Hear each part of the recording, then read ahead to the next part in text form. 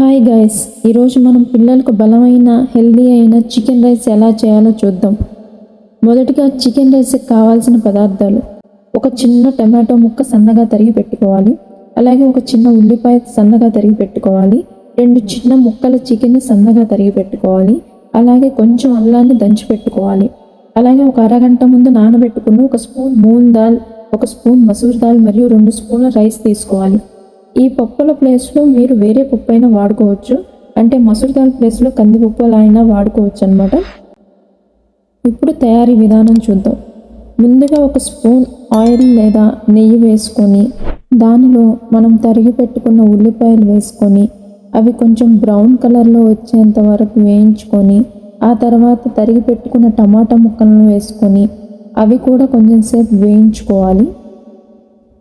ఆ రెండు కొంచెం వేగిన తర్వాత మనం దంచి పెట్టుకున్న అల్లాన్ని కూడా దానిలో వేసి కొంచెం తిప్పాలన్నమాట, పచ్చివాసన పోయేంత వరకు.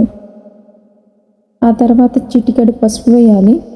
వేసి కొంచెం మళ్ళీ కలిపిన తర్వాత మనం తరిగి పెట్టుకున్న చికెన్ ముక్కలను వేయాలి. వేసి 1 నిమిషం పాటు మనం దాన్ని తిప్పుకోవాలన్నమాట.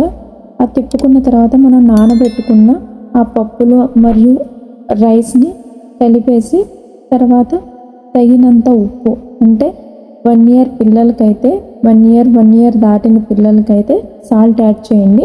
అదే 1 ఇయర్ బిలో పిల్లలకైతే నో సాల్ట్ అన్నమాట. అది కొంచెం వేయండి, వాళ్ళకి రుచికి తగ్గట్టుగా కొంచెం వేయండి. ఆ తర్వాత చిటికెడు కారం వేసేసి కొంచెం జీలకర్ర పొడిని కూడా వేసేసి బాగా కలిపి రైస్ అంతా మునిగేంత వరకు వాటర్ పోయండి. కొంచెం మెత్తగా తినాలనుకుంటే మాత్రం పిల్లలు ఇంకొంచెం వాటర్ యాడ్ చేయండి అన్నమాట.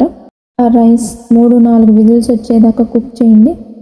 అంతేనండి, చికెన్ రైస్ పూర్తయిపోతుంది. పిల్లలు ఇష్టంగా తినే చికెన్ రైస్ రెడీ అండి. మీరు కనుక నా ఛానల్ ఫస్ట్గా చూస్తున్నట్లయితే ప్లీజ్ సబ్స్క్రైబ్ మై ఛానల్.